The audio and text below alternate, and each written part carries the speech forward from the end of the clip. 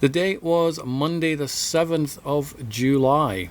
I got up about 8 o'clock in the morning, got ready and jumped on a train about 9:30ish. A little bit later than that, actually got on a bus at 9:30 and jumped on a train at 10 to 12. Took the just short of an hour trip to London and navigated some of the streets of London down to to Charing Cross. I was stood outside for maybe 20 minutes on the Palace Theatre, which is showing the commitments, and across the road was a nice little restaurant. I would try and pronounce what its name is, but I'd probably kill it and make myself sound like a bit of a mug. In there, I had the pleasure of meeting three people. I met Mark Morris, and I met Jake West, and I also met the guy who set up the interview, Greg. So thank you firstly to Greg for setting that up anyway. It was good to actually meet Greg. I've swapped so many emails. Greg keeps me updated with lots of press releases connected with Fright Fest, connected with Nucleus Films, and connected with like the Horror Channel and stuff like that. He's a PR guy. I want to be Greg. I do. So then I can set things up for other people rather than me attending. In there, I sat down for, it was meant to be about 20 minutes. Now, looking at the recorded interview, I overran just like the guy before me overran. I ended up coming out with about half an hour's worth of audio footage. Initially, I was going to go down and video it, but 2 days before that, my video camera died. So I thought, I'll just take down the Kindle Fire, set that up, and record. It kind of looked like it was recording, but it didn't. So I do in fact have the audio. I always believe in a backup plan. I do have the audio, and that's what you're about to hear. You'll hear the clinking of glasses a little bit. That's because we were in a restaurant and a bar, but the audio is pretty clear. And I was there to talk to Jake and Marc.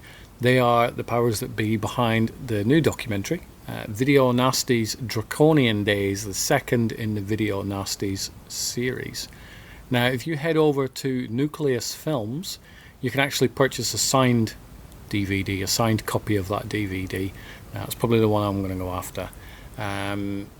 If for any reason those signed copies have all gone, obviously they are somewhat limited, but if they've all gone, you can still purchase the DVD from Nucleus Films.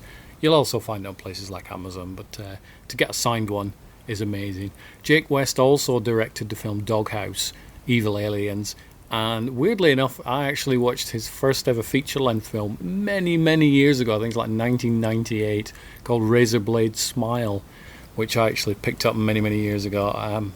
I would never have guessed that years and years later I would be sitting down chatting with the director of that film. So a huge thanks to Jake West and Mark Morris. I'm loving what they do. I love the fact that they are so passionate about not just horror films, not just censorship, but films in general. As you can hear, the conversation flows perfectly, and it's as if we knew each other for ages, yet that was actually the first time we've sat down and spoke to each other. So without that, I am going to commence the show, cue some theme music, and enjoy the conversation with Jake West and Mark Morris. Draconian Days is actually out on release on July the 14th. I was trying to think which day of the week that was, but it's a Monday. So on with the show. Hello, listeners. This is Scream Queen Brooke Lewis, and I am a huge fan of From Page to Scream. How's this work? I'm Stuart, by the way. We're friends on Facebook. Are you Stuart Bannerman? I'm Stuart Bannerman. Hey, yes. good to meet you, mate. I know you've said some really great things. I really like your review. I will keep doing as well. Thank you very much. Hopefully that will. I assume you are a fan of what we're up to. I am. I wouldn't say I'm a die-hard horror fan, but I'm a die-hard movie fan. Excellent. That is recording as well, so I may just keep. There we go. Sure. Yeah, this will just run alongside it. So and I was explaining to Greg that I was born in 71. Okay, yep. So I was born in 69, so Don't ask me when I was born. I was in the 60s as well. There you go, yes. A few years before us. Yeah. So we all remember going through it all. Yeah. I sat and watched Draconian Days a couple of weeks ago, along with my partner who had never lived through the Video Nasty sort of era. I had. From my point of view, it was an awesome trip down memory lane. Of course, for her, it was From like her point a of view, it was discovery. like an educational thing. Was she like, my God, did that really happen? She was. She kept looking at me going, really? Because it seems like it's a joke when you didn't live through it, because that's what's important about younger people knowing about this, I think. I mean, what's the feedback from people that didn't live through it? Have a lot of people said... I mean, the feedback from people who are the younger viewers have been... Like I say, there's a lot of people who have been doing university degrees and stuff, and they've been citing it in their work. The first documentary. Yeah. So I've had quite a lot of feedback from it, and we get quite a lot of requests from lots of people email me all the time and saying, "Can you answer this question?" or "Thank you for producing this. It's really helped me with my project." Yeah. So from that point of view, there's been a huge, kind of positive upswing of people discovering this period of history, which has been kind of papered over a little bit maybe by the mainstream media. So certainly it's brought to light, hopefully with a younger generation who didn't live through it, that this is something that they should know about. So you become like, I don't know, unofficial or official historians of the... Well, it seems sort of unofficial, but something like Martin Barker from the first one has become a bit of a cult hero amongst, and quite rightly so, because he stood up for it at a time when you were shot down by the media for even talking about this stuff. Because horror fans generally, it's touched upon in the documentaries as well, where if you go, I really love horror movies, people go, do you? Okay. Yeah, exactly. Back in those days when this was happening, if you were a horror fan, then people just thought you were weird. Do you see what I mean? And you didn't have a voice beyond that, because you didn't have social media, you didn't have the ability to actually put your view out. Unless you were a journalist or a broadcaster, really, you had the run of what the media would report. And I think in the past that's why these moral panics kicked off so easily, because of course they would be outraged by these things, and then they would just do a hatchet job on, horror filmmakers. The people that watched them, etc., were branded as weirdos. So, what was the first trigger? Do you know, for the first documentary? What made you guys think this is something? What was the thing that actually happened? We'd done Grindhouse Trailer Classics, and we were looking for another release. So we thought, how about Video Nasty trailers? It was like, great. We could do some extras. So what we actually did, we asked Blue Underground if we could license their Video Nasty things, Mercedes videos, the David Gregory. But they said they were tied up with Anchor Bay, so no. So we thought, bugger it, we'll just do our own one then. We didn't realise how much, how much work it would be. We just started work on our first one. It was only just going to be a DVD extra, but then Frank said, we'd love to show it. Yeah. Well, we originally were making it as an extra for the set, and then but then we got kind of carried away with it. And then went on and got more and more. It expanded, massively. And then we got Graham Bright involved and all sorts of other people. This just kept on. To begin with, I thought, people probably know this story, but as we got more and more into it, we found more and more out. And then when we got to Martin Barker and he told us the story about the corruption, it's like when I called him, it was just really amazing because it was like he'd been wanting to tell that story for like nearly 30 years. It was all bottled up inside him, but he sat down, didn't he? He said, I've got something I want. He said before we started, I want to get some stuff off my chest today. And he put all of his cuttings. And it was like, and when he told his stories, we were just absolutely. We were like wow. All of a sudden, I thought, God, this film's going to be a lot better than we thought.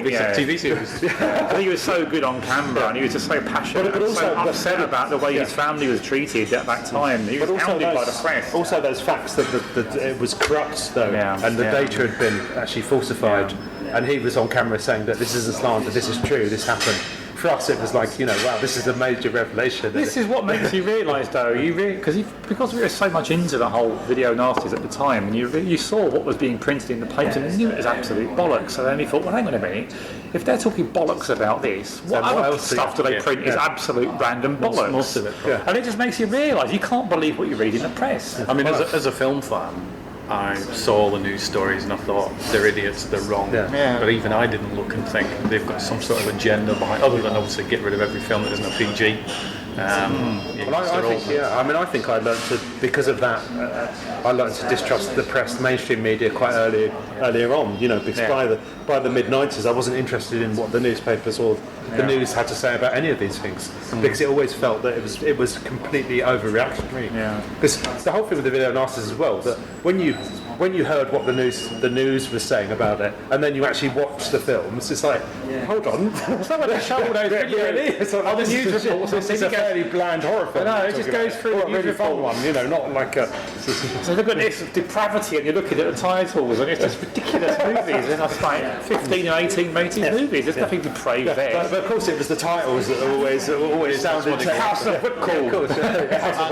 And it's the old Mary Whitehouse thing, where she doesn't watch the film, she just thinks They must be right because they told me that, so therefore I'll jump on that bandwagon. But she probably would have been offended anyway. There's that hilarious. She hadn't seen anything anyway. There's that hilarious news report in the second documentary where the newscaster says, these are some of the worst video nasties like known, and it cuts to some labels, and it's the blood spattered bride and the House of Whipcord and so. And you think, really, these are the nastiest films. It's just so funny. They don't know what they are. Of course, the people reading these things have got no idea what these. Then you've got films all those police captains saying what sort of people would deserve gratitude. What right to get gratis? How anyone can derive entertainment pleasure from watching this film? Northern working class people. But then all those same people are the people probably tied up in these bloody pedo scandals going on now. Yeah, I mean, they're all coming out now. Well, what's really fascinating about this, the whole kind of the kind of paedophile Jimmy Savile stash politicians, is that it's always people in positions of authority and power. They're the ones who actually are the ones bending the rules, getting away with things. The normal people are just getting on with their lives, enjoying stuff. But it's these people who have a sense of power over people. I don't know if your thing's still recording. Yeah, it should be. Yeah. Okay, but you know what I mean. So it's always people in positions of power that abuse it, whereas most people are fairly decent. They're decent people, just getting on with their lives, and are just fans of things. I mean, do you think that the Draconian Days are over? I think I know what the answer is because Greg was mentioning something before. But do you think those days are easier nowadays, or? I think things have got better, but there's always things that we need to look out for. There's still censorship going on. The films are still cut for cinema and home videos. It's not as extreme now because the thing is that because with the internet, you can certainly see any of the films that you want to see now. That's not actually a problem. Getting hold of the material. I think it's more how things are going to be regulated in the future. It's more the fact that we can learn from the past that there is a growing sense of censorship on the internet, control by the government, things like this, which are building slowly in the back. People watching what you're looking at. Yeah. Like even our Nucleus film site has been blocked by certain filters, certain Google filters and stuff. Yeah, just because 18 rated content and movies on it. So if you sell 18 rated content which are BBFC rated films that we sell because they have to be BBFC rated, but even though our stuff is blocked on search engine filters, and even trying to get our shopping carts set up. We got refused because we had 18 rated movies. And I'm like, well, this is ridiculous. It's, but it's porn. I said, it's not porn. It's just 18 rated movies. You can probably buy that on Amazon. Yeah. I said you can buy. I even got turned down by Amazon shopping cart to use. I said, well, why can't we sell our movies? Oh, because they're 18. I said, yeah, but Amazon sells our movies. But also they're BBFC approved. Double standards. Yeah. It's almost like that there is a problem with adult material now being available for adults, and I think that's something which we should be concerned about. I think also, my previous job to this one, so to speak, was in Asda retail. So I worked in the music and video desk for a couple of years, and there was probably still is a massive problem of parents coming up. Video games are worse. Movies not so much. But video games have their own scare as well. Call of Duty for 6-year-olds and Gears of War for 5-year-olds. I see it all the time in shops. I see it all the time. What do you want to the kid? Oh, I'll have that, and they just get them turned whatever they want. But in video stores I used to refuse them because it was my own video store and I could do that. And so what if they couldn't complain to anybody other than me? But the thing is when things have got out clear kind of age ratings on the box, video games have as well now. It's up to if the parent isn't aware of that, then that's just the fault of the parent. It's not going to destroy society. In the States, kids can game with their parents or guardians to see R-rated movies. But to be honest, if a 12-year-old plays a 15 or 18 rated game, I don't think society's going to crumble. Personally, I'm not. I think, like Martin Barker says in the film, age ratings just that you want to watch the higher rating. Yeah, of course. Any kid who's 12 wants to watch a 15. Any kid who's it's like putting cigarettes behind the seat counter. They can't have. The bottom line is at what point are certain children emotionally able to cope with certain things? Some people grow up faster, and we were sneaking into 18 films when we were 15. My partner's daughter, she's 21. Who's the daughter, not my partner. And she can't watch The Exorcist because exactly, and I know exactly. That's a really good point because actually there are certain people who just basically don't like. Look, if you don't like the horror genre, there's no way you're going to like watching Martyrs, for example. No, and if anyone forces that onto you, then that would probably be terrifying for you because it's too much. That kind of horror would be too much if you're not if you're not somebody who likes horror films. But on the whole, it's you as a viewer can choose not to watch a thing without railing against it for it to be banned, as far as I'm concerned. Does it get more trickier with the invention of Netflix?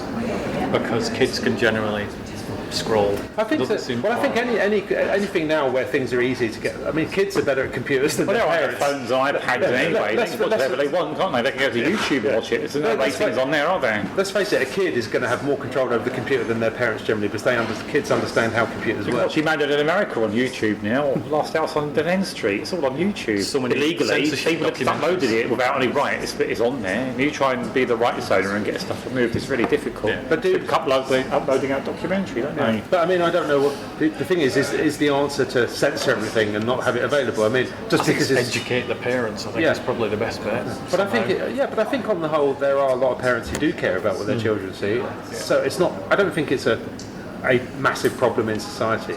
I think it was Christopher Smith. I think on the documentary said, "I make films for the masses." Yeah. That's right. Not for the 0.01% people. I think that's one of the best lines in there. Exactly. But also all of those lunatics as well have problems. It's not the films that give them the problems.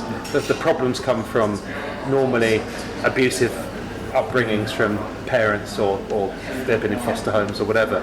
But I think that their problems are very deep-rooted psychological issues, which it's not like one day they're fine, the next day they watch a film and they go and kill somebody.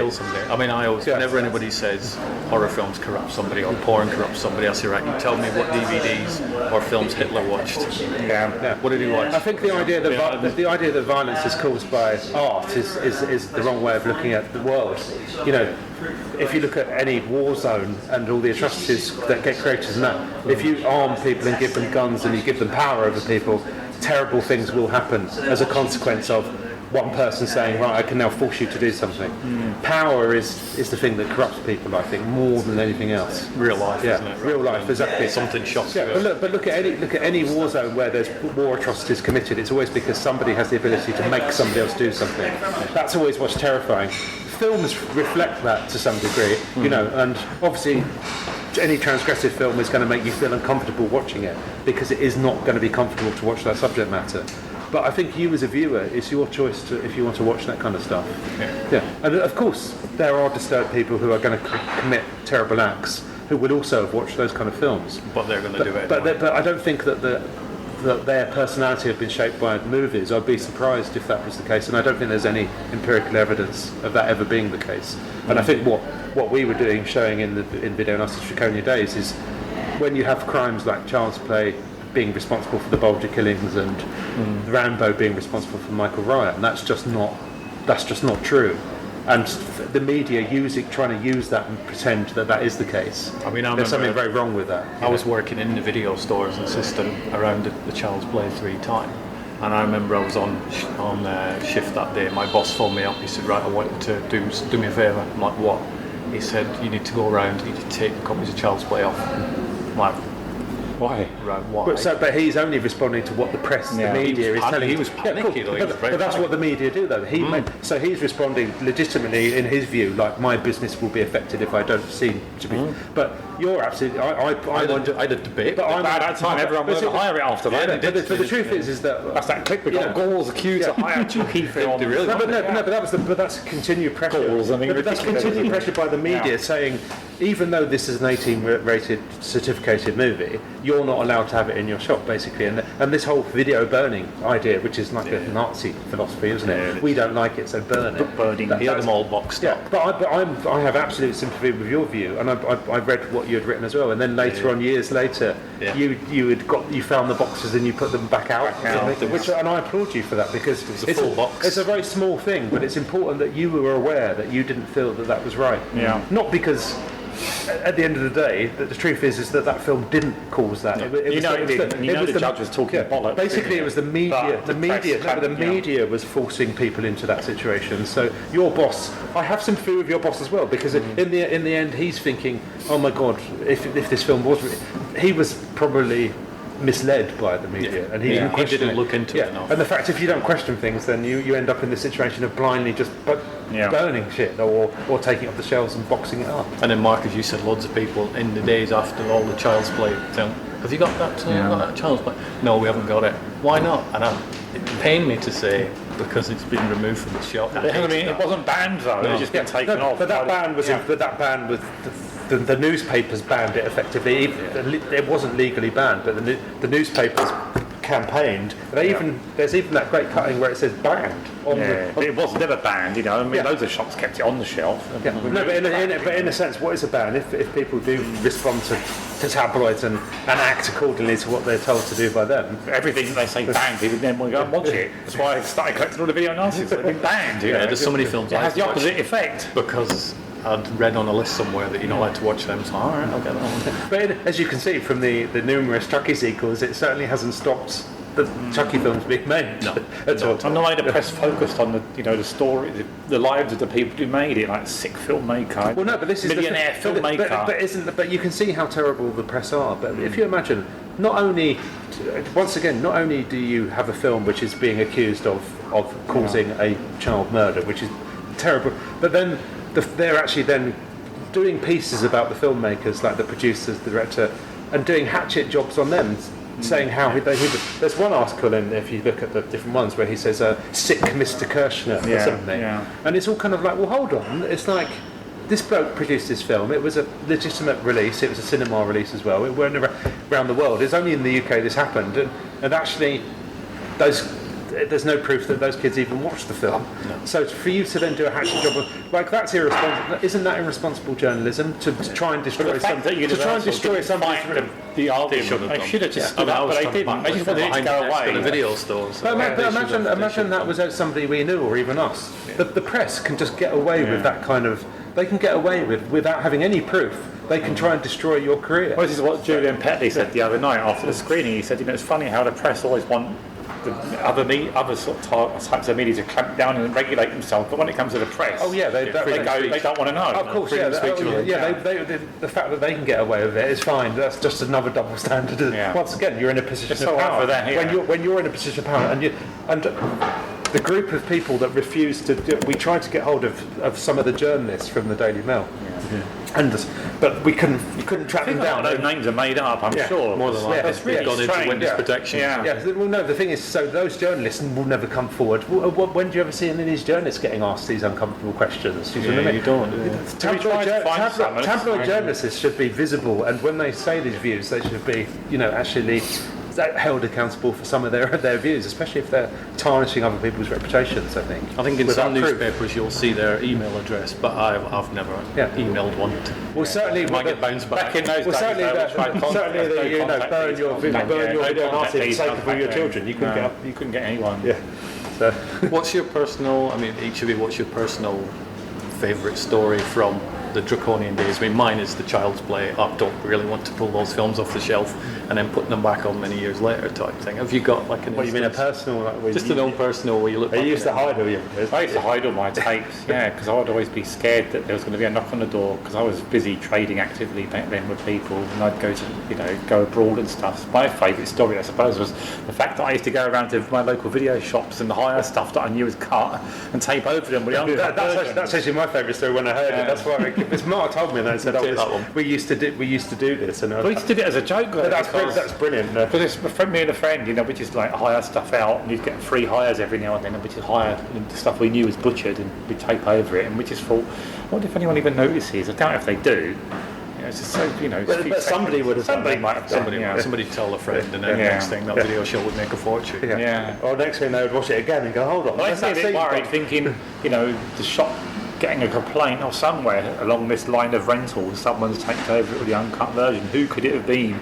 It could be anybody. Could be. I think the great thing about Draconian Days as well is that there's so many great stories in there. Like all of the people, I loved all of the smuggling stories that went on back at the time, because everyone would go to Amsterdam, but everyone had this feeling of all of a sudden this real kind of moment when they would be at customs, which he tried to really in the documentary. That feeling kind of sweaty and all. Express. Exactly.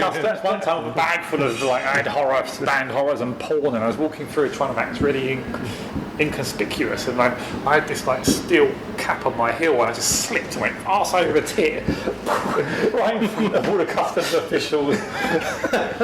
Paul was like, "Well done, Mark," but they said after we got up and walked, they thought, "Oh, they probably can't have anything." But when I was a teenager, when I lived at home and I used to order these tapes, so I'd have them on my shelf, and fortunately my parents were very liberal, so I didn't have a problem with my parents. But it was still like you had this sort of slightly, a couple of tapes on your shelf were a bit kind of radioactive because you think, I'm not supposed to have these. It was just that you did get a buzz from the feeling of things being forbidden, and I think once again Chris Smith says that thing at the end, is that in a sense watching video nasties back in the days when they were illegal did give us a kind of buzz and a thrill, which you can't recreate that for people who'd now the fact that kids can get hold of anything now, then they're not banned in the way they're not going to go to prison for having, you're not going to go to prison now or get the police coming round for your video nasty steal your torrent. Yeah, so back in those days I think that there was a real sense of you were doing something wrong, but that did give it that feeling of excitement. But then again, this is why the whole, like I say, the underground horror kind of scene, the whole fan crew, there's all these friendships which were made because of that, and all of the people writing books or making films. There's that footage of us at Watford Film exactly. Fair, Yeah, which is hilarious. When was that? Back in the 90s, mid-90s? About 93, that was, yeah. But just stuff you didn't realise at the time that it was going to have an impact on your life later on. Like in the sense, all the things we do now have often been shaped by our love of those movies. Yeah, mine of I do what I do now because I've progressed. So in a kind of perverse way, there's a weird thing where I'm kind of thankful that it happened because it shaped us. Yeah. But obviously I wouldn't choose for it to happen. Bring it on again. I'm pretty sure I would be doing what I was doing now if it wasn't for the whole video nasty scare, because I would have got into collecting the movies, I'm sure. But think of all the people we know, though. I know, we all know them through collecting and trading and sort of stuff. But people say, but like the Fright Fest guys, because they, we knew Paul McAvoy at the cinema store, and I used to know him when he was selling stuff on a stall at fairs before you even had the shops. So all of the people, and all the different writers that we know and the filmmakers, it all come from the same kind of. We all were born in the kind of fire of the video nasties, which was an interesting time just because we grew up in that period. And it was an interesting time. Yeah, and in the sense with the documentaries, there is some kind of nostalgic element to that as well. And if you're a certain age, you're going to get a sense of nostalgia from it. Yeah. But we didn't want the nostalgia to overshadow the importance of what happened in terms of things that you have to be careful about if they do start happening again, if these things start getting banned. So there was an important message, and we didn't want that just to have rose-tinted glasses on where it became, do you remember when video boxes are this size and all this kind of stuff. I mean, it works perfectly on both levels. Like I say, my partner wasn't aware of half of it. She really, really enjoyed the documentary. I was aware of the majority of it. I really, really enjoyed the documentary. The co-host on my horror podcast, I was talking to him last night, and he's got a quick question for you as well. He really, really enjoyed it. Oh, that's brilliant then. Some of it. He basically says, can you do Evil Aliens 2 or Doghouse 2? Because he's not a massive Danny Dyer fan. I am, but he's not. He said that is his favourite Danny Dyer film ever, so he wants to work with Doghouse people again. Well, we did have some ideas for a Doghouse 2. It was called Cat House. It was going to be it was going to be the opposite. It was going to be the virus mutates, and then it's the men that get affected and the women have to fight. So that was the plan. But I don't think that anyone. I don't think the film did okay, but I don't think it made enough money for anyone to want to do a sequel. Unfortunately. But if somebody wants to finance it, there is an idea. I'll put some tweets out. Will anybody want to watch Doghouse 2? Yeah. I know somebody's got Evil Aliens 2. I mean, once again, at the time, I pretty thought it would be fun, but I think now that I think. When I did that film, that was my kind of love letter to splatter movies, and I made that when I was kind of a bit younger. So to do that kind of film, to go back and do that kind of film now is to get yourself into a mindset that is kind of almost. I need to be a younger filmmaker to do that, to be that irresponsible. Just make it, get it banned. Yeah. So that wasn't bad, but it was great fun. What's great? I mean, I made that film because I loved all those kind of films. It's kind of like so it's done with real love. But I don't know if I could do a second one because it would be reheating the same love. Do you know what I mean? Yeah.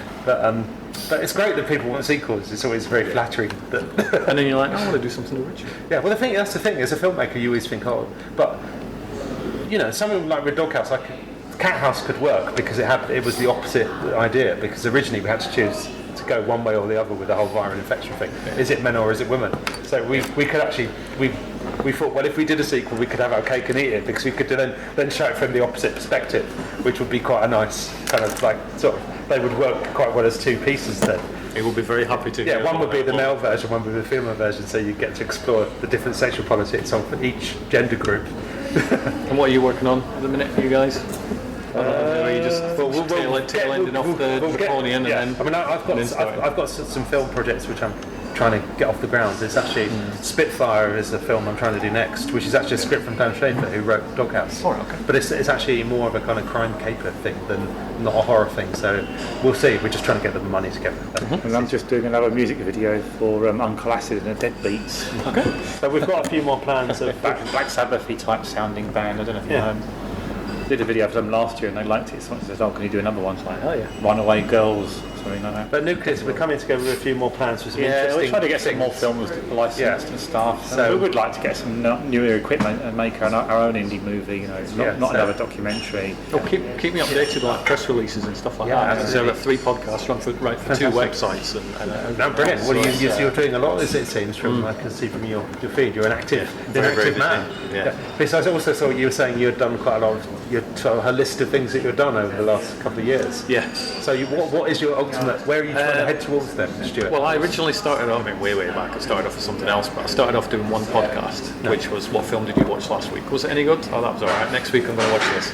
Then I realised I didn't watch that many British films, so I thought I'll start up a British podcast. And that snowballed, where I met Dominic Burns through that. Oh, Dom's great. Whole host of I just did some second unit on Dominic Burns film, Allies. Yeah, which he's a lovely chap. I'm seeing him on Saturday. Oh, We have got another he's a project fantastic bloke. He's such a lovely man. We do have a British films project in the works that we don't really want to talk about too much yet. But we'll see. We'll let you know how it goes. But we've got a few things which fans of the Video Nasties are going to enjoy. But they're all in an embryonic stage at the moment, just because we're literally... They're in folders on my hard drive. Because we literally just finished this project, and as you know, it's out on July 14th as well. Next Monday. So give people a shout out when it's... Oh, definitely. Yeah, next Monday is when they can buy it from, I posted a load out this morning before coming here. Yeah. What I'm doing this week is, I recorded a horror show last night, this one for today, and I'm doing a whole series of shows this week to do the Video Nasty type thing. Fantastic. Fantastic. But yeah, I'll chat with you in the future anyway on Facebook. Yeah, we'll keep... Yeah.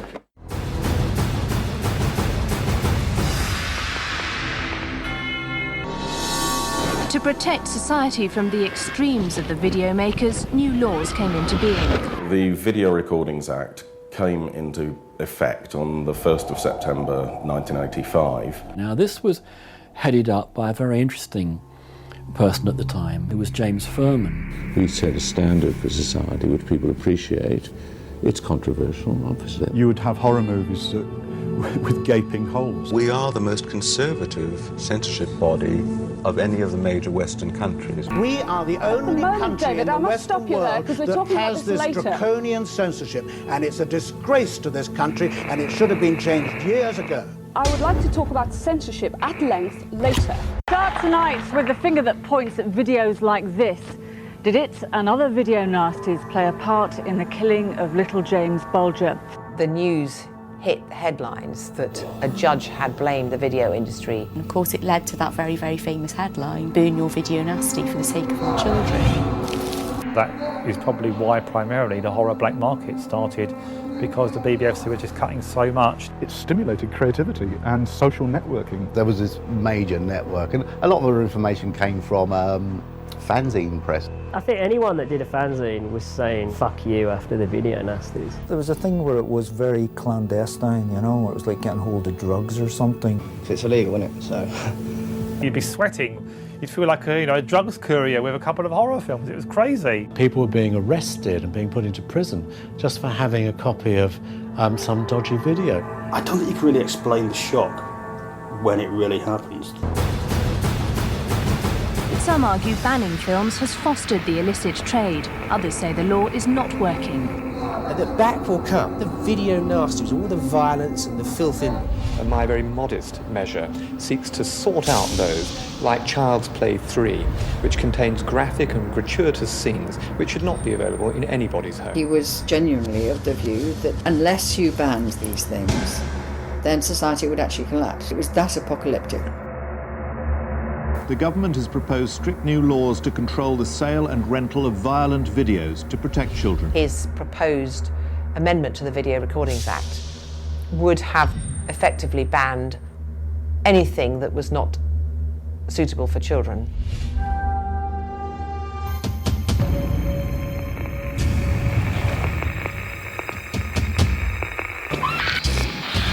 Well, this will have to be cut.